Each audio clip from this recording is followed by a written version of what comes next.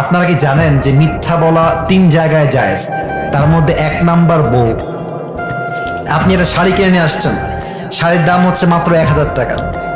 এখন বউ যদি শুনে যে দাম 1000 টাকা, বউ তো রাগ করবে, বলবেন যে 10,000 টাকা। জায়েজ আছে এটা, সুবহানাল্লাহ পড়বেন না আপনারা? আচ্ছা, আপনার বউয়ের সঙ্গে আপনার মায়ের বনিবনা হয় না, এটা আবার রাগ করেন না, এটা কিন্তু হয়।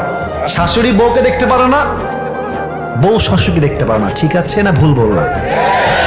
এখন আপনি পড়ছেন মহাফান্দে, মাকে ভালোবাসলে বউ নারাজ, বউকে ভালোবাসলে মা, আপনি করবেন কি এখন কম দে?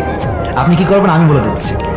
মাকে বলবেন যে মা, আমার বউ তো তোমার কত ভালোবাসে, সারাদিন তোমার নামে খালি প্রশংসা করতেই থাকে, খালি করতেই থাকে তোমার নামে প্রশংসা। মা বলবে ও বাবা তাই নাকি? তখন দেখবেন মায়ের ঘৃণা ভালোবাসায় পরিবর্তন হয়ে যাবে।